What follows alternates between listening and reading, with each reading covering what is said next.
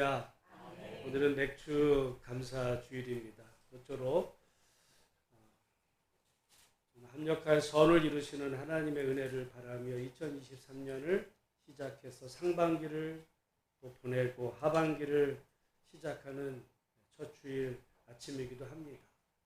모쪼록 상반기에는 우리 가정과 또 교회들마다 좋은 일도 있었지만 힘들었던 순간들도 많았던 것 같아요.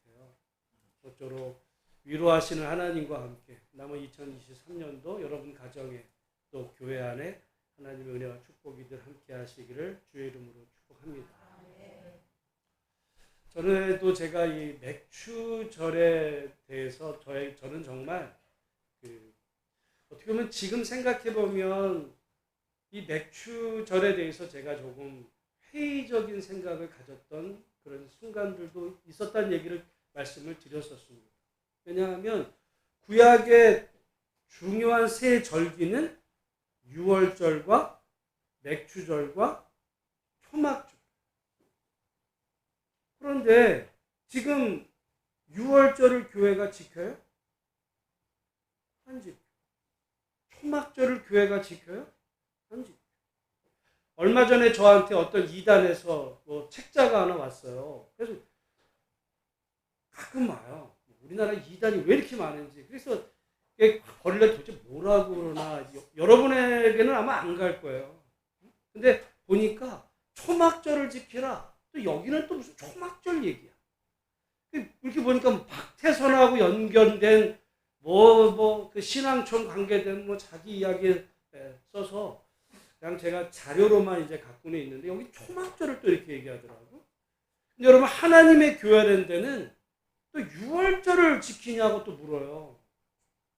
근데 우리 개신교는 유월절 안 지키고 초막절 안 지키는데 그럼 맥추절은 왜 지키는 거야? 이게 정말 제가 신학교를 가고 나서 오랜 고민이었거든요.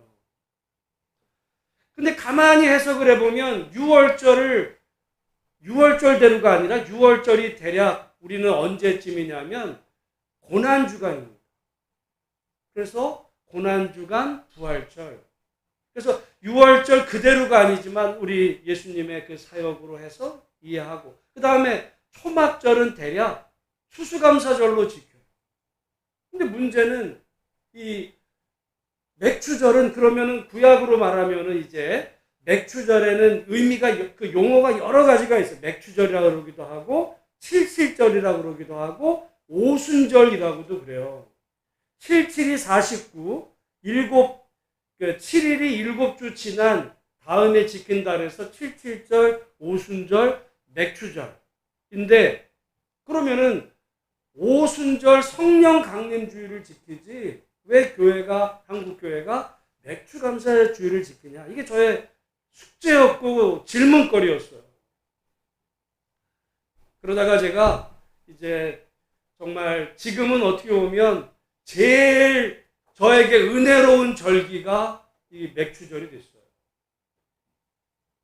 그 이유가 첫 번째는 사실은 저희가 이제 그걸 해석하기를 맥추절이 아니라 맥추감사절. 만약에 이것이 어떤 그 날짜가 옮겨졌으면 저의 생각이 좀 달라졌을 텐데 이게 7월 항상 첫 주.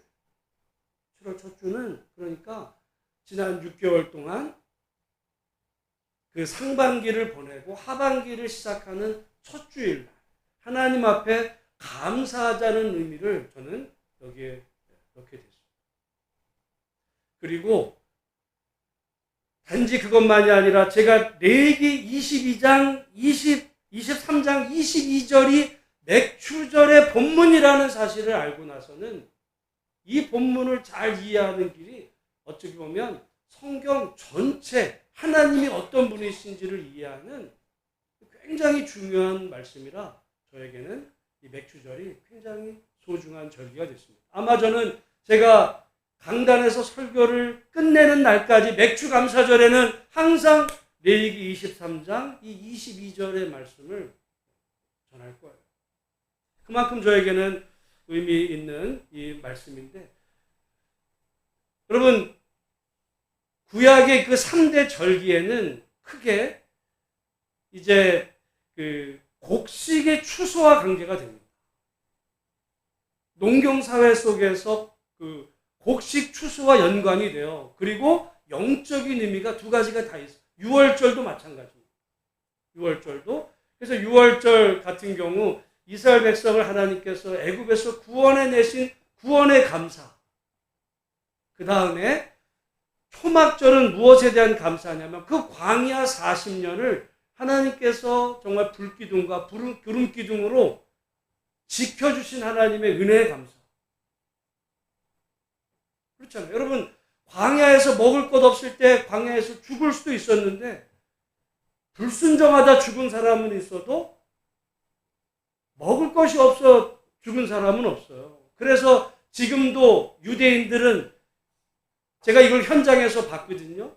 LA에서 지금도 이 마당이 있는 그런 이제 집에 살면, 그리고 유대인들은요 아파트를 그래서 이 초막절 때문에 우리 같은 이렇게 일자형 아파트로 안 해요.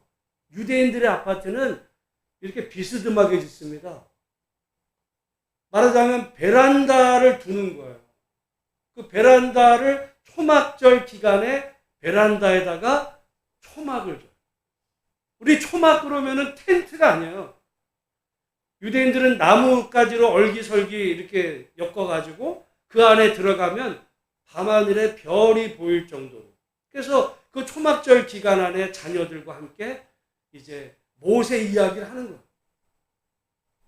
그래 단지 그냥 초막절을 지키는 게 아니라 자녀들과 함께 정말 그 오랜 시절에 하나님께서 우리 민족을 애굽에서 나오게 하실 때 하나님이 어떻게 우리를 지키고 보호하셨나에 대한 이 신앙 교육을 초막절 기간, 그 일주일 기간 내내 하는 겁니다. 그러니까 유대인들은 어려서부터 이 초막절 굉장히 소중해요. 오늘 우리는 뭐 추수감사절 하루 뭐 이런 걸로 끝나는데 그들은 그 기간이 중요하잖아요. 그러면 저는 오늘 본문 이 맥추절은 구약 이스라엘 백성들은 이날 하나님께서 그들에게 율법을 주셨다고 합니다. 그러니까 유월절은 구원의 하나님, 초막절은 지켜주신 하나님, 이 맥추절은 말씀을 주신 하나님. 우리가 출애굽기 19장에 보면 이스라엘 백성들이 애굽에서 나와서 이제 드디어 2달 좀 이렇게 지나는 과정에서 시내산에 이르게 됩니다. 출애굽기 19장에. 그래서 하나님께서 모세와 함께 시내산에서 이제 십계명을 주세요. 그래서 여러분 그 유명한 십계명이 출애굽기 20장에 들어가 있는 거예요. 출애굽기 20장에 십계명을 주시고 21장, 22장, 23장에 걸쳐서 율법을 주세요. 말씀을 주신 겁니다. 그래서 하나님께서는 이 세상 모든 민족 가운데 너희를 나의 특별한 민족으로 삼겠다라고 하셨을 때 대신 그들이 하나님의 백성으로 이 율법대로 살 것을 말씀하시고 그들이 그렇게 살겠다고 다짐할 때 하나님과 이스라엘이 피를 두고 언약을 맺는 장면이 출애굽기 19장부터 24장까지. 저는 구약성경 가운데 거기가 제일 중요해요. 그러고 이제 하나님과 이스라엘 백성이 언약을 맺고는 25장부터 성막을 졌어요. 그런 이야기인데 이 맥추절은요 그런 의미에서 율법을 주신 하나님, 말씀을 주신 하나님. 오늘 저는 그런 의미에서 오늘 이 맥추감사절에 우리가 이제 두 가지죠. 이스라엘 백성들이 곡식 추수와 영적인 의미가 있었듯이 오늘 우리 감사절을 보내면서 우리의 일용할 양식을 주신 하나님, 그리고 말씀을 주신 하나님에 대한 오늘 이 감사 내용을 말씀드리기 원하는데 이 레위기 22장은요, 23장은 그러니까 이 말씀이 전해지게 된 장소는 광야예요. 우리가 지난주에 예수님께서 그 광야에서 말씀을 들으러 온 그 남자만 5,000명이 된 사람을 보리떡 5개와 물고기 2마리로 그들을 먹이셨던 그 장소가 어디였냐면 광야. 여러분, 푸른 초장이 아닙니다. 그러니까 광야라는 데는 그 주변에도 먹을 것을 도저히 구할 수 없는 그곳에서 그곳에서 하나님께서는 지금 이 절기를 말씀하십니다. 오늘 우리가 살아가는 인생이 광야 같은 인생이죠. 광야 같은 인생. 물론 우리나라가 지금 예전에 비해서 뭐 잘 살게 돼가지고 그래서 무슨 세계 뭐 10대 경제 강국이다 이렇게 말하지만은 그러나 실질적인 내용으로 들어가 보면 정말 형편없는 내용들도 많아요.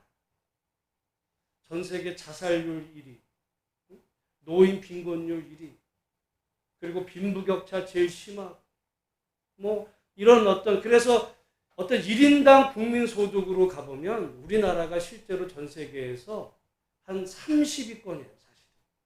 여러분, 어떤 경제 규모로 말하면 세계 1등은 당연히 미국이고 경제 규모 세계 2등은 어딜까요?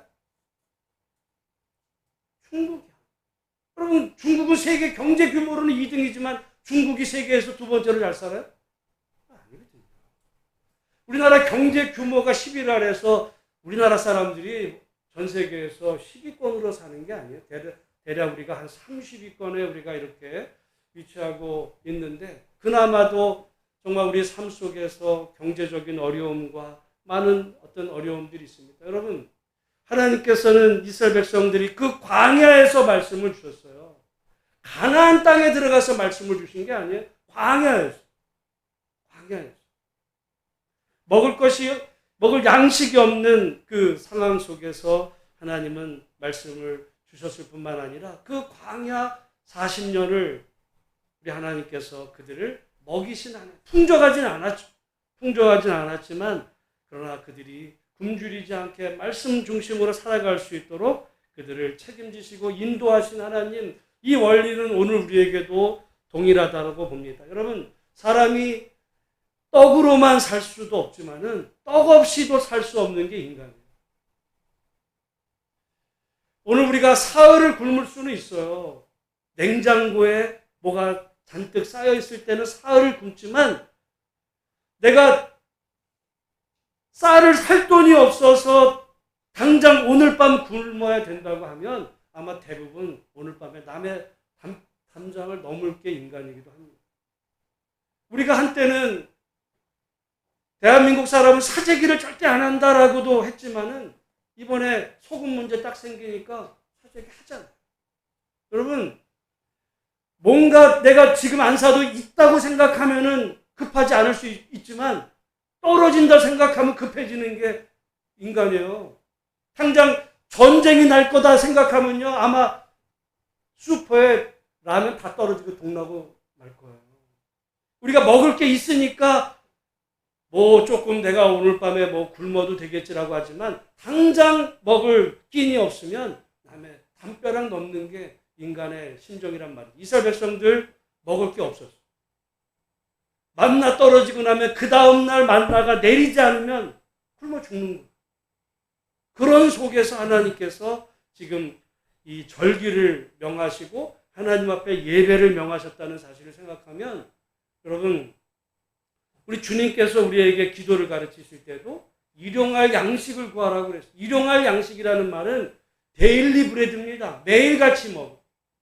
왜냐하면 우리는 뭐 1년치 양식, 무슨 평생 먹을 양식을 구하지만 데일리 브레드예요. 오늘 먹고 나면 내일 먹을 게 없는 이런 상황 속에서 순간순간 하나님을 의지하며 살아가는 그런 백성들을 향해서 하나님은 말씀을 주셨는데 이스라엘 백성들은 불안했는지는 모르지만 우리가 성경을 보면 그들이 그 광야 40년 동안 먹는 것 때문에 굶어서 죽지는 않도록 그들을 먹을 것과 또 마실 물도 공급하시고 그 40년 광야 생활을 책임져 주신 하나님, 오늘 살아가는 인생길에 우리에게 부족한 것 많이 있죠. 채워져야 될 여러 가지 것들도 있지만은 그러나 하나님께서 우리 생명을 지키시고 어려운 중에도 우리 삶을 인도하시는 하나님을 바라면서 이제까지도 그렇게 우리를 인도하신 하나님이 장래에도 우리를 붙잡아 주실 것을 믿음으로 살아가는 우리 모든 복된 성도들이 다 되시기를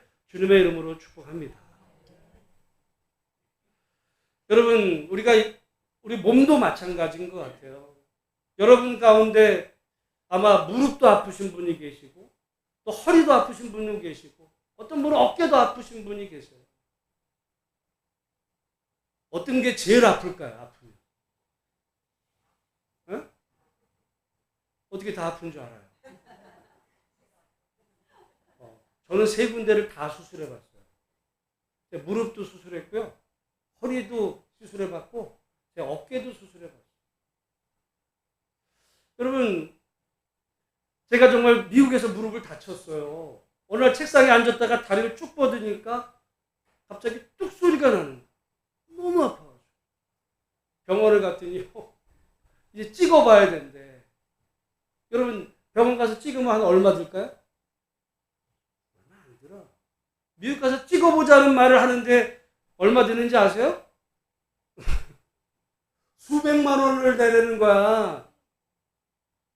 그걸 수술을 하면 몇 천만 원 나오는 거예요. 어떻게 했겠어요? 참았어요. 몇 년이 지나서 한국에 와가지고 제가 서울대학병원에서 2박 3일 입원해서 수술했는데 얼마 나왔는지 아세요? 2박 3일 뭐 치료 수술 다 하고 80만 원 나왔나? 근데 이후에 제가 허리를 다쳤어요. 왜냐하면 그때 허리를 이제 운동을 한답시고 약간 이렇게 경사진 어떤 이런 그 윗몸 일으키기 하나 그거 하는 거를 구해가지고 또 그거 그 윗몸 일으키기 열심히 하다 보면 허리가 갑자기 아픈 거야. 근데 정말 허리가 아파지는데요.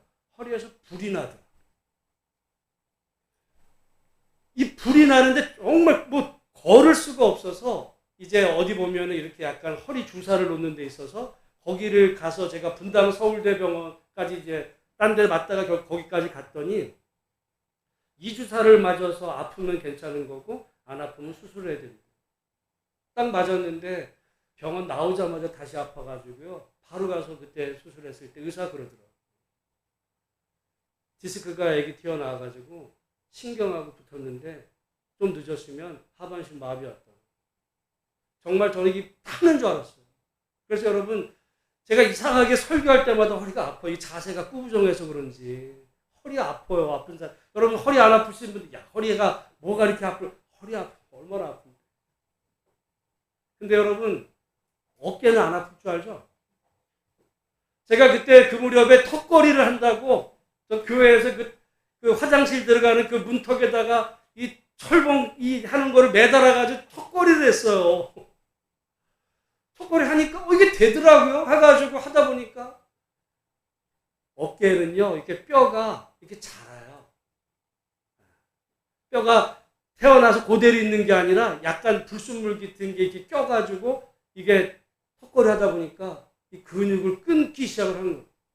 염증이 생겼는데 나중에 가서 여기를 이렇게 찍어보니까 제가 그때 그래서 삼성의료원도 가보고 아주대도 다 가봤는데 결국 수술해야 된다고 해가지고 수술을 하는데 여러분 어깨 아파가지고 잠을 못 자는데 잠을 못 자. 그래서 제가 그때 알았어요. 나는 허리 아프면 정말 이게 최고로 아픈 거다. 어깨 아파 보니까요. 어깨도 아파. 무릎도 아파. 저는 그런 것만인 줄 알았는데 얼마 전에 제 친구 목사가 이 성대 결절로 수술을 했어요. 여러분 내가 솔직히 말해서 무릎이 아프고 지금 허리도 아파도 어깨가 뭐 아파도 설교할 수 있어 없어요?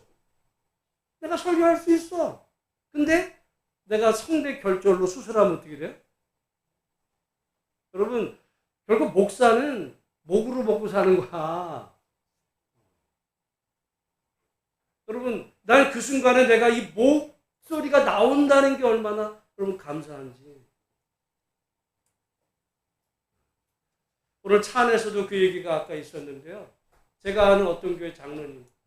이분이 정말 좋은 분이야. 저한테 너무너무 잘하셨던 정말 이 우리 교회가 여기 세워주는 과정에서 정말 이렇게 했고 우리 처음 여기 설립 할 때 그분 부인 권사님이 오셔서 우리 첫 그 사진에 그분 얼굴이 있어요. 그분의 이제 남편 장로님이 겉으로 보면 멀쩡해. 근데 한쪽 눈에 실명해. 옛날부터 그런 게 아니에요. 백내장 수술을 했어. 근데 백내장 수술을 했는데 또 그런 거 처음 알아요. 세균이 감염이 되면요. 백내장 수술로 실명합니다. 그런 줄만 알았더니 그분이 얘기할 때 그분 섬기는 교회에 어떤 분이 또 실명한 분이 있어. 그럼 내가 그 순간 옛날에 어떤 분들이 녹내장이다 그러면 녹내장 이거 조심해야 되잖아요. 백내장 수술한다 그러면 백내장은 뭐 다 하니까 이런 마음 정도 있었거든요. 아니 실명도 돼요. 여러분 우리는 내가 힘들면은 그게 최고로 힘든 거로만 생각을 하지만 각자 인생에서 자기가 힘들면 그게 최고로 힘듭니다. 근데 우리는 항상 내 부족만 보이고 남들은 다 편할 것 같지만 어떻게 보면 다 광야 같은 힘든 인생 살아갑니다. 그래서 우리는 내게 없는 것 생각하면 짜증도 나고 불평도 되지만 여러분 하나님께서 우리에게 정말 이미 허락해 주신 것. 여러분 만약에 내가 돈이 있는데 자식이 예를 들어 속을 새겨가지고 문제가 됐다고 보세요. 그게 낫겠어요? 돈은 없는데 자식이 잘 되는 걸 원하시겠어요? 그러면 사람마다 다 달라.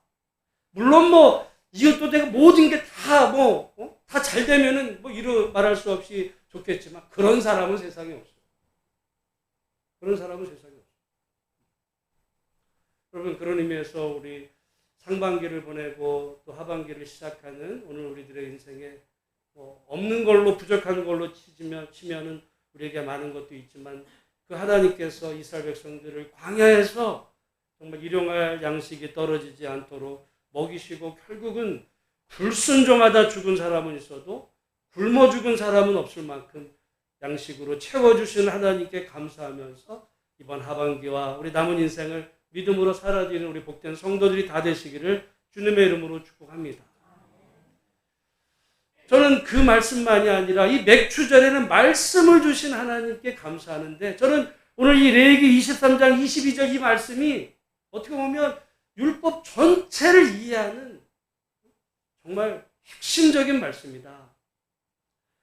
우리 그런 의미에서 22절 말씀 같이 다시 한번 읽어보겠습니다.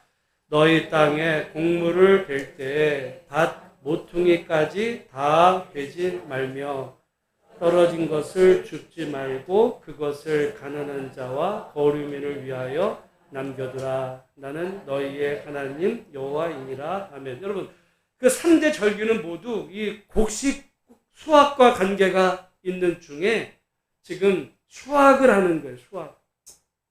땅에 곡물을 벨 때에 그 다음이 중요해요. 반 모퉁이까지 어떻게 하래요? 다 베지 말며 떨어진 것을 줍지 말고. 여러분 이게 뭐라고요? 이거는 율법이에요. 율법. 여러분 법이라는 거는 중요해요. 법이라는 거는 지켜도 되고 안 지켜도 되는 겁니까? 법을 안 지키면 처벌이 있어요. 그게 없다면 그냥 도덕 규범이지. 심지어 교통법규도요. 옛날에 보면은 이렇게 우회전으로 차 들어올 때 그냥 알아서 법이 없을 때는 지나가도 되는 거야. 요령껏. 근데 법이 생겼네? 법이 생긴 다음에 어기면 어떻게 돼요? 그럼 그 법에 따라서 벌칙금이 나오는 법이 됩니다. 여러분 법이라는 거는 해도 되고 안 해도 되는 게 아니에요. 율법이야. 그래서 많은 경우 우리 개신교도들은 사실은 이 율법에 대해서 부정적인 생각을 가진 분들이 굉장히 많아요. 특별히 우리 개신교인들은. 그래서 복음과 율법. 복음은 좋은 건데 율법은 극복해야 될 뭔가 나쁜 것 같이 생각하는 경향이 너무너무 많아요. 그래서 성경의 반쪽이에요. 여러분 우리가 가장 대표적으로 잘 아는 시편 1편에 보면 복 있는 사람은 쭉 나오다가 여호와의 뭐를 즐거워한대요? 율법. 여호와의 율법을 어떻게 해요? 즐거워하는 거예요. 즐거워. 이게 뭐라고? 오늘 레위기 23장 22절이 뭐라고요? 율법을, 이게 율법이에요. 그러니까 여호와 율법을 즐거워하라 그럴 때 그냥 하나님을 좋아하라 이런 얘기가 아니라 이런 율법, 어떻게 보면 구약에 하나님께서 이스라엘 백성들에게 주신 그 말씀을 즐거워하라. 여러분 레위기 23장 22절이 이게 여러분 읽을 때 즐거운 말씀이 되겠어요? 불편한 말씀이 되겠어요? 여러분이 지금 한 해 동안 땀 흘려서 지금 농사를 졌어요. 수확을 하는 거야. 근데 하나님이 뭐라 그래요? 반 모퉁이까지 다 베래요? 다 베지 말래요? 다 베지 말며 또 하다 보면 떨어진 것들이 있잖아요. 그것을 줍지 말고 대신 어떻게 하래요? 그것을 가난한 자와 거류민을 위하여 남겨두라. 뭔 말이에요 이게? 여러분 같으면 이렇게 할 수 있겠어요? 못합니다. 그래서 제가 볼 때는 이 말씀을, 그래서 이게 본래 모세를 통해서 이 레위기에 기록될 때는 여러분 1장, 2장, 뭐 1절, 2절 이런 구분이 없었어요. 그냥 였는데 이후에 성경을 이렇게 편찬하는 그 이제 사람들이 장절을 끊을 때 오늘 우리 성경처럼 22절에 점을 찍었어요. 왜 점을 찍었어요? 이거는 앞에 가고 연결이 되지 않는다라는 거예요. 그러니까 맥추절에는 21절까지 22절이 아니다라는 거예요. 나는 만약에 그랬다면 저는 맥추절을 지키면 안 된다고 내가 설교했을 거예요. 근데 제가 이후에 22절이 맥추절의 말씀.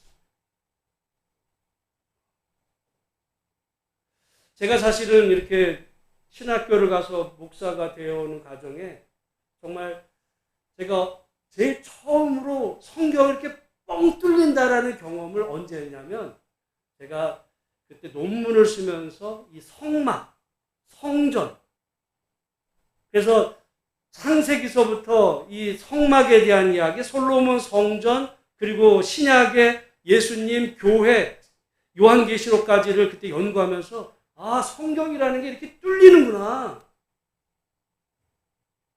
성경이 그때부터 저는 너무너무 재밌었을 뿐만 아니라 성경이 띄엄띄엄 보는 게 아니고요. 이게 정말 하나님의 그 커다란 거대한 이야기다. 그 이후에 어떤 그 삼위일체 하나님, 우리가 교리적으로 무슨 셋이 어떻게 하나가 그런 거라고 알 필요가 없는데 그 삼위일체의 그 역동성, 여러분 하나님의 사랑의 본질이 삼위일체 안에 있어요. 구원은 삼위일체 하나님 안으로 들어가는 거예요. 삼위일체를 깨달으면 삼위일체가 얼마나 은혜스러운 이야기인데, 그 다음에 예정에 대해서, 제가 중고등학교 때 예정 알쏭달쏭하고 도대체 이런 얘기인데, 예정이라는 그 하나님의 정말 그 놀라운 말씀을 이해하게 될 때 정말 이 하나님이 얼마나 좋은 분인지, 그리고 율법에 대한 이야기. 우리 개신교도들은 아까도 말씀드리지만 율법에 대해서 부정적인 생각을 가져요. 천만의 말씀. 율법이 얼마나 좋은 것. 율법과 율법주의는 다르다고 제가 늘 말씀드리죠. 율법의 주변에 울타리를 친 그 울타리를 따지다 보니까 결국은 문제가 생기는데, 이 율법인데 여러분 보세요. 많은 사람들이 오해하는 것 가운데 눈에는 눈, 이에는 이예요. 누가 너의 눈을 때리면 너도 그의 눈을 때리라는 말씀이 율법이에요. 여러분 그게 좋은 말씀입니까? 나쁜 말씀입니까? 응? 여러분 항상 누군가를 때리는 위치에 있나 봐요? 때리는 위치에 있는 사람은 그 말이 불편해. 왜? 그 말이 율법이었으면 내가 힘 있으면 힘 없는 놈 때려주면 그만인데. 그만이잖아. 그럼 무법천지야. 근데 눈에는 눈, 이에는 이라는 말은 뭐예요? 누가 너의 눈을 때리면 맞은 너도 때린 그 사람의 눈을 너 때릴 수 있어요. 그럼 어떤 일이 벌어지겠어요? 힘 있는 애가 지 아버지 백 믿고 자기 친구를 머리를 300번을 책상에다가 짓이기는 그래놓고 처벌도 안 받는 그런 일이 벌어질까요?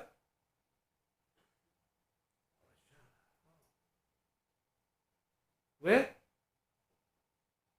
눈에는 눈이거든. 그러면은 그게 이제 만약에 율법대로면 어떻게 돼요? 얘가 이 친구를 300번을 머리를 지지겼어? 일로 와. 방안해 보고 너 얘 머리를 300번 지지겨. 갚아주라는 거예요. 그럼 어떤 일이 벌어져? 보복하라는 얘기가 아니야 그게. 그 다음에는 힘 있다고 지 아버지 백 믿고 누군가를 힘없는 애를 또 그런 짓을 할 수 있을까 없을까요? 못해. 물론 할 수도 있겠죠. 당할까고 하고. 못해. 여러분 율법은 좋은 거예요. 그 율법이 없으면 어떻게 돼요? 힘 있는 놈, 부모 빽 있는 애만 무법천지인 세상이 되면 세상은 정글이야. 힘 있는 놈만 승승장구하는 세상인데 최악인 세상에서 하나님이 법을 주셨어. 그 법은 좋은 거야. 근데 예수님은 뭐라고 그러시냐면 너희가 눈에는 눈, 이에는 이라는 것을 들었지만 나는 너희에게 말하느니 원수를 사랑하라고 하신 말씀은요. 뭐가 되는 거냐면 그 율법을 뛰어넘는 거예요. 율법을 부정하는 것이 아니라 뛰어넘는 거예요. 그래서 어떤 사람이 되는 거냐면 법 없이도 살 수 있는 사람. 여러분 법이 없는 거랑 법 없이도 살 수 있는 사람은요. 하늘과 땅이야. 그러려면 법이 있어야 돼. 법이 있고 법이 있지만 그러나 그 법을 뛰어넘어. 그 얘기예요. 오늘 본문의 말씀도 마찬가지예요. 여러분 사실 오늘 본문의 말씀에 너희 땅에 곡물을 벨 때 그러니까 여러분 땅에 곡물을 벤다는 거는 이 사람이 땅이 있는 거야. 여러분 농경사회에서 부는요. 이 땅의 크기야. 땅의 크기. 그러니까 이 사람은 지금 돈이 있는 사람이에요. 여러분 돈이 있는 사람, 땅이 있는 사람 입장에서 이 말은 불편해. 왜? 내가 지금 내가 지금 노력해가지고 내가 씨 뿌리고 그 다음에 내가 남들 놀 때 잘 때 내가 노심초사하면서 정말 이 떼학빛에 때로는 비를 맞아가면서 내가 이 수확물을 이렇게 키웠는데 이제 밭에 모퉁이를 다 벨 때가 됐으면 당연히 내가 다 거둬야지. 왜 그 떨어진 것 또는 그 다 베지 말고 나랑 전혀 관계도 없는 가난한 자와 거류민을 위해서 왜 남겨둬야 돼? 말 같은 소리를 하지. 불편해지기 시작해요. 근데 하나님 말씀에 여러분이 만약에 땅의 주인이라는 입장에서 한번 생각을 하고 이 22절을 한번 나는 과연 이런 말씀을 내 구약시대를 살았으면 이 말씀대로 내가 살 수 있었을까 한번 생각하면서 22절 말씀을 읽어보겠습니다. 너의 땅에 곡물을 벨 때에 밭 모퉁이까지 다 베지 말며 떨어진 것을 줍지 말고 그것을 가난한 자와 거류민을 위하여 남겨두라. 나는 너희의 하나님 여호와. 여러분 그 끝에 나는 너희의 하나님 여호와이라는 이 말은요 괜히 붙은 게 아니야. 내가 말하는 거야. 이렇게 얘기해요.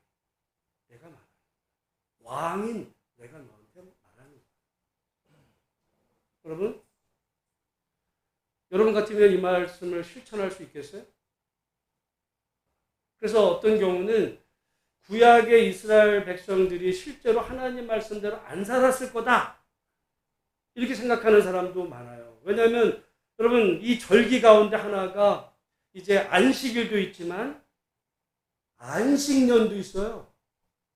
그리고 희년도 있어요. 희년이 뭐예요? 50년이 되면 그 과정 속에서 이 땅이 왔다 갔다 했던 것을 본 주인에게 돌려주라는 거야. 땅이 전 재산의 이 전부인 그런 농경시대에서 어떻게 해가지고 내가 이 다른 사람 거를 어떻게 해서 내가 이게 내 소유로 갖게 된 이 땅을 50년째가 되면 본 주인에게 나눠줘라. 희년이에요. 이스라엘 백성들이 그 말씀을 지켰을까 안 지켰을까?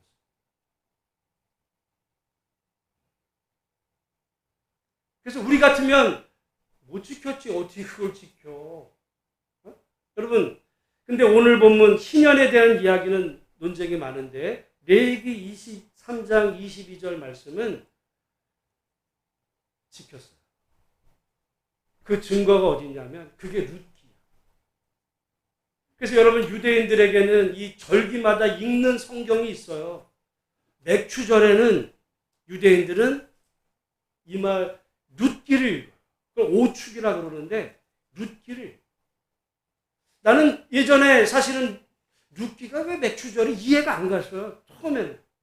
근데 레위기 23장 22절 보니까 이게 룻기예요. 룻기가 뭐야?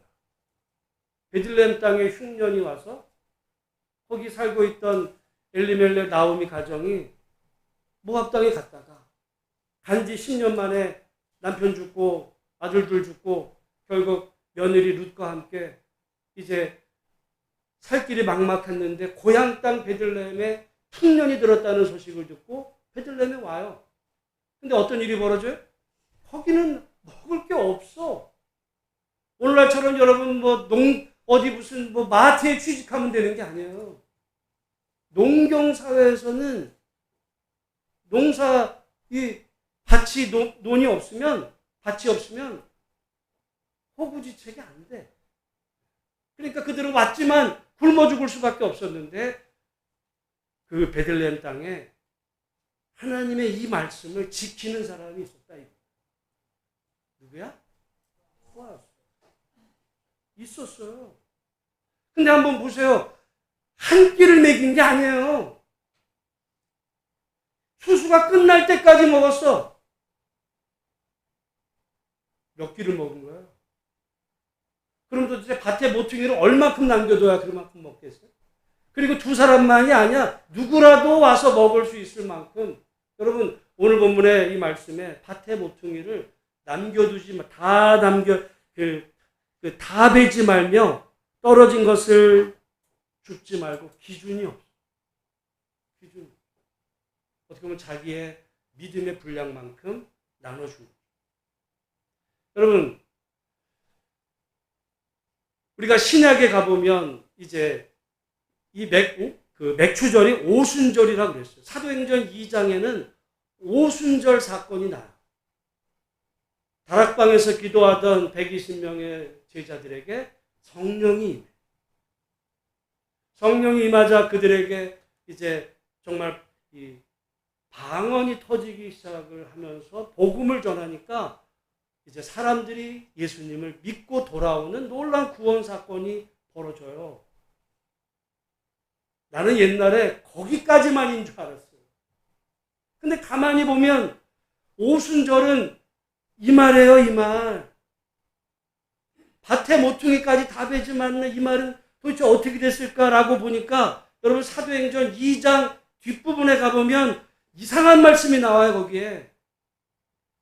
우리 한번 찾아보면 사도행전 2장 신약성경 190페이지에 그 앞에는 이제 성령이 강림하고 막 회개하고 돌아오는 일이 벌어지는데 신약성경 190페이지 사도행전 2장 43절부터 제가 한번 읽어보겠습니다. 사람마다 두려워하는데 사도들로 말미암아 기사와 표적이 많이 나타나니 믿는 사람이 다 함께 있어 모든 물건을 서로 통용하고 또 재산과 소유를 팔아 각 사람의 필요를 따라 나눠주며 날마다 마음을 같이하여 성전에 모이기를 힘쓰고.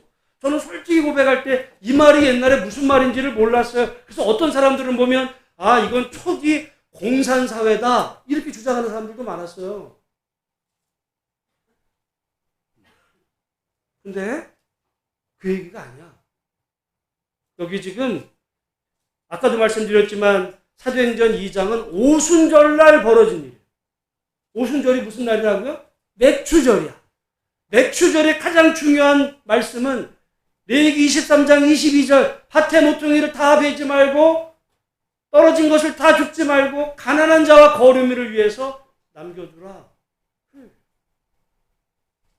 근데 아마 구약 시대에는 보아스 같이 정말 믿음 좋은 사람은 지켰겠지만 그 시대라고 해서 다 믿음이 좋았던 건 아니에요. 왜냐하면 룻기에 보면 어떤 기업을 물을 그 사람은 자기 기업 물을 것에 손해가 날까 하여 난 못하겠다는 사람도 있었어요. 말씀대로 안 사람들도 있었어. 보아스는 살았다는 거지. 근데 신약에 오면요, 이게 더 커져. 성령을 받고 보니까 하라고 그러지도 않았어요, 누가. 누가 하라고 그러지 않았어. 근데 그냥 한 거야. 근데 우리는 오순절 성령 강림에는 뭐 방언 받았다, 거기서 끝나죠. 그래서 너 방언할 줄 알아? 너 성령 받았어? 사도행전 2장은요, 끝까지 봐요. 오순절 날의 핵심은 방언에 있지 않았어요. 물론 예수를 믿었지만 뒷부분에 이 가난한 자를 돌봄. 여기서만 끝난 게 아니에요. 4장에 가보면 여러분 2장 넘어가서 194페이지 4장 33절 34절 사도들이 큰 권능으로 주 예수의 부활을 증언하니 큰 무리가 큰 은혜를 받아 그 중에 뭐가 없어요? 가난한 사람이 없으니 이는 밭과 집 있는 자는 팔아 그 판 것의 값을 가져다가 사도들의 발 앞에 두매 그들이 각 사람의 필요를 따라 나누어 줍니다. 이거를 마치 어떤 제도로 한다면 이게 공산주의가 되는 거지만 여러분 그러니까 우리 그건 틀렸어. 자기 능력과 사는 거지. 자본주의가 맞아. 그것도 틀려요. 성경은요. 오늘 이 말씀에 네가 성령을 받았어? 그러면 너만 잘 산다고 되는 게 아니야. 네 주변에 가난한 사람을 돌봐. 그래서 여러분 공교롭게도 사도행전 그 4장 다음이 5장인데 아나니아 삽비라가 숨겨뒀다가 어떤 일이 벌어져요? 죽어. 여러분 실제로 예수님이 이런 비유도 하셨어요. 어떤 부자가 있었어. 이 부자도 똑같은 얘기예요. 밭이 많았어. 그래서 그의 소출이 많았어. 왜냐하면 소출이 왜 많았겠어요? 밭에 모퉁이를 안 남겨둔 거지. 떨어진 이삭도 다 죽었어요. 그러고 나니까 이 곡식 창고에 이제 더 이상 쌓을 곳이 없어. 그러니까 어떻게 해요? 그때라서도 나눠주면 되는데 어떤 일이 벌어져요? 더 줘. 그래서 더 줘가지고 그 곡식 창고를 가득 채워놓고서는 내 영혼아 이제 내가 편히 쉬자. 그럴 때 주님이 뭐라 그래? 야, 참 경제 이 마인드가 있네. 알뜰하네. 그랬어요? 오늘 밤에 네 영혼을 취하면 네가 그 모아둔 모든 것이 네 것이 되겠는데 여러분 옛날에는 저도 그 말씀이 그냥 어떤 물질에 대한 말씀인 줄 알았는데 이게 다 연결이 되는 거예요. 그게 율법이야. 그러니까 여러분 율법은요. 어떤 사람에게는 불편해. 어떤 사람에게 불편해요? 지가 힘이 있다고 가졌다고 생각하는 사람들은 불편해요. 그러나 여러분 어떻게 보면 그 룻 시대, 그 보아스 시대에 자기 기업에 손해가 날까 하여라고 생각했던 그 사람은 이 율법 말씀이 불편했어요. 그러니까 안 지킨 거예요. 그런데 보아스는 손해가 있을까 해서도 지킨 사람이 있었는데 여러분 어떤 사람들은 또 이러죠. 그건 구약이야. 천만의 말. 신약은요 더 넘어간다니까. 신약은요 성령 받았으면 이거는 자동이라는 거예요. 근데 우리는 성령 받으면 그냥 내가 은혜 받고 불같이 뜨거워지고 기도하고 방언하고 무슨 예수 믿었다 막 이러지만 다른 사람한테 인색해.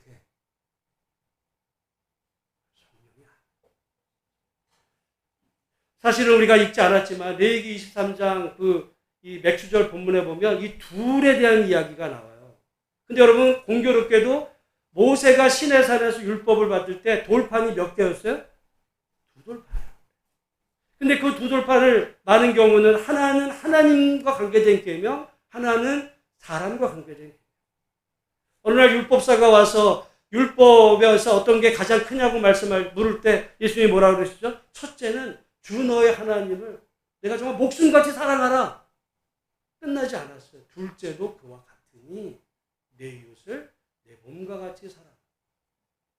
근데 여러분, 바울은 하나 더 넘어가요.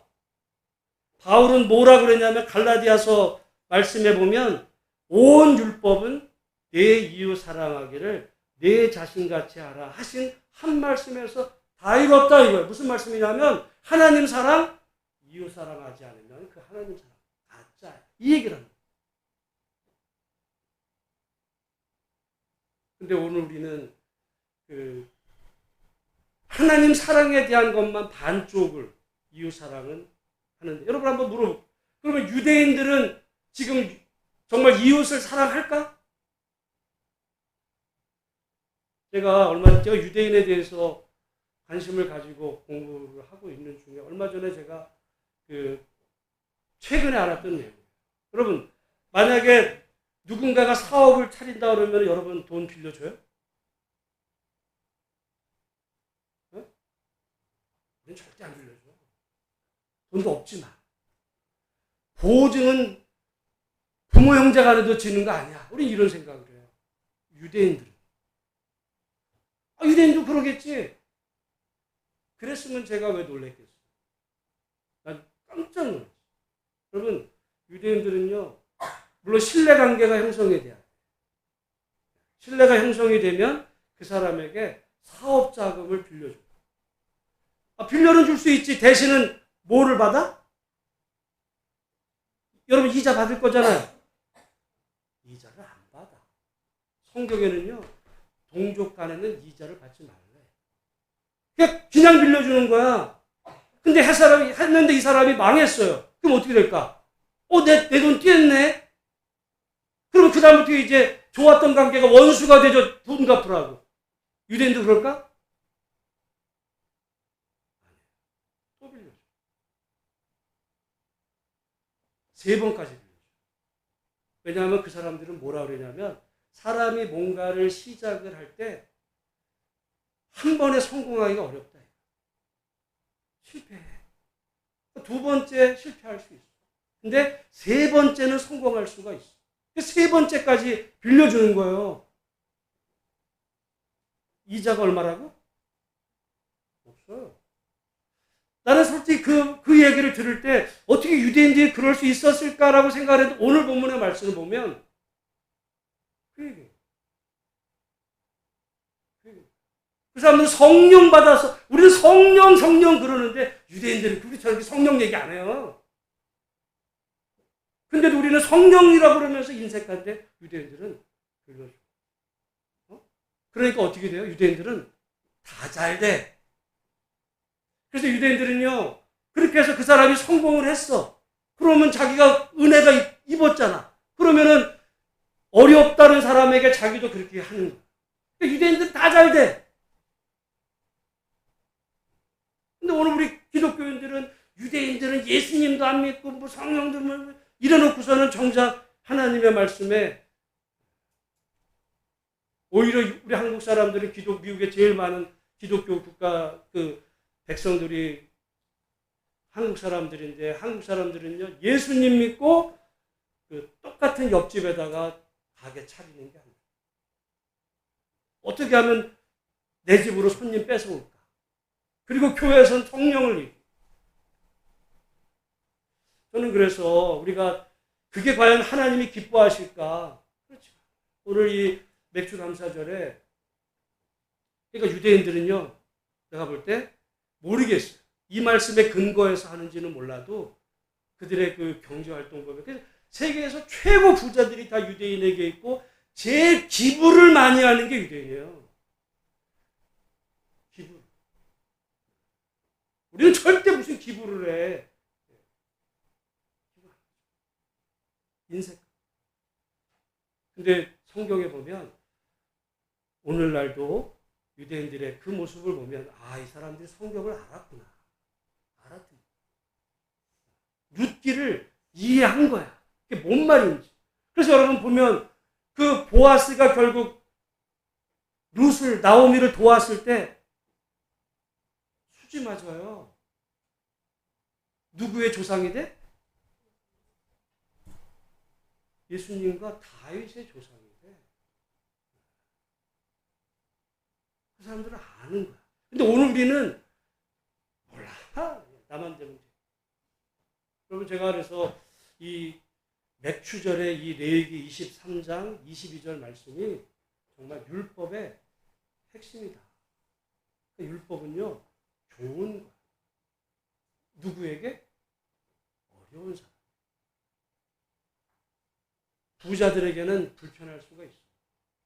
근데 자기가 부자가 돼서 불편하다고 해가지고 말씀을 안 들으면 어떻게 될까요? 언젠간 자기에게, 자기 후손에게 어려운 일이 옵니다.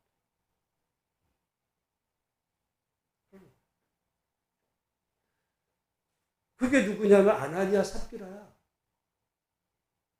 그게 누구예요? 그 룻기에 나오는 기업 물은 책임을 거절했던 사람. 그렇게 돼요. 오늘 맥주감사절을 맞으면서 두 가지 정말 우리의 일용할 양식을 주신 하나님께 감사하고 또한 율법을 주신 하나님. 율법이라는 게 굉장히 좋은 겁니다. 그래서 그러잖아요. 하나님 말씀대로 살면 복을 받는. 이 말씀대로 살아야 복을 받는 거예요. 말씀대로 산다는 게 뭐 교회 잘 다니면 복 받는 이 얘기가 아닌 게 아니에요. 오늘 우리가 이 말씀 들으면 망할 것 같아. 오늘 우리의 생각으로는. 유대인처럼 남에게 여러분 누가 공짜로 누구에게 빚을 빌려줘요. 그들은 해. 그래서 공동체가 살아. 전 세계에서 최고. 그래서 제가 우리가 유대인 그러지 말고 정말 이 말씀을 실천하는 그 말씀. 오늘 맥주감사절을 맞으면서 정말 하나님을 사랑할 뿐 아니라 정말 이웃을 사랑하는 일에 우리 마음과 또 손을 넓힐 수 있는 우리 예수소망교회 모든 성도들이 다 되시기를 주의 이름으로 축복합니다. 찬송가 570장